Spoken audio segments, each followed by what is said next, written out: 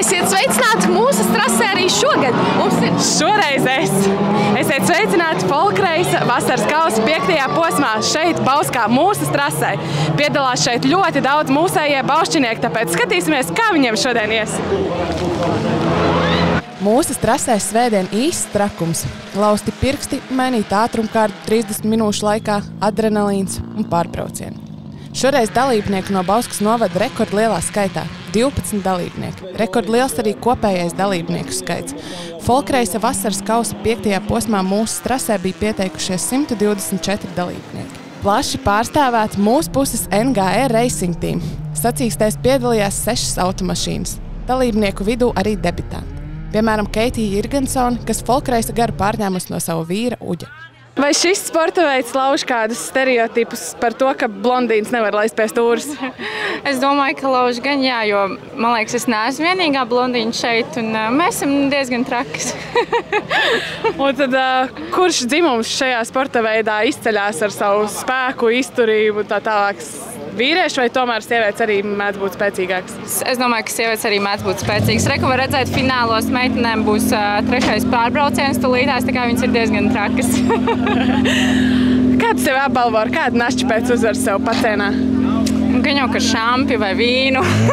Un te ieskatīsimies, kā Keitei gāja vienā no braucieniem. Pilnīgs kosmos.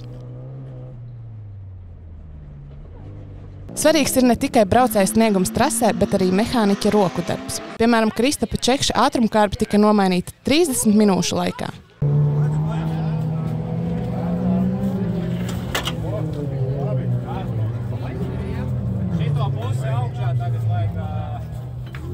Un nevar iztikt arī bez bojājumiem. Kā jums šodien veicās? Šādi. Varbūt kāds neliels paskaidrojums. Ļoti labi. Pirmā kvalifikācija, 3. vieta. Viss super, uzbraucam uz 2. kvalifikāciju. Tehniski iemeslu dēļ nācās izstāties tieši tāpat kā Vecpils gonkā. Viens un tas pats defekts. 3. kvalifikācija trase bija šausmīgi sausa. Putekļi, kā redzēt, nevaram. Mēs visi kā uzsākām startu. Visi viens aiz otru tā arī nofinišējam. Nu un 4. kvalifikācija. Mašīna ir savu karjeru beigusi. Redz, ka ir notikusi arī trauma, vai tas gadījās šodien? Jā, sanāca bišķi divus pirkstus. Kā tas gadījās?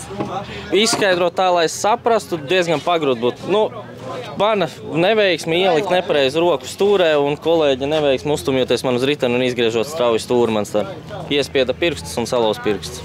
Ārprāt, nu tad kādas būs atvesaļošanās brokastis rīt no rīta pēc šādas traumas? Ibumetīns pret sāpēm un tad jau kaut kad tuliņ jāsāk būvēt pa jaunu mašīnu. Vēl 2 posmi, ko braukt un jāsāk no jauna. Nu tad beigās īsta veiksminieku čempiona poza kāda ir?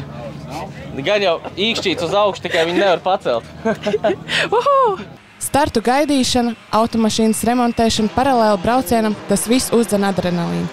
Tāpēc talkā nāk draugi un ģimenes ar garšīgām pusdienām, ar ventilātoru, ar smaidu un galvenais ar skaļu līdzjušanu.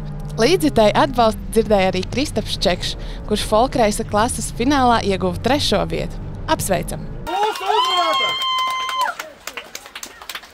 Tev tā arī varēja bučoties, jā? Malac dēls. Kā tev tā sanāk? Sajūk kaut ko.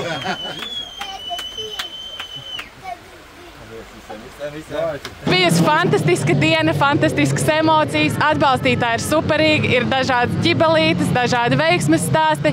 Tomiņu mēs atbalstījām visu dzīvi, visu mūsu Bauskas džeku atbalstījām Tomiņu. Niegriez nepareizajā līkumā, norola uz Un šodien mēs par Bausku. Atā! Atā, bye!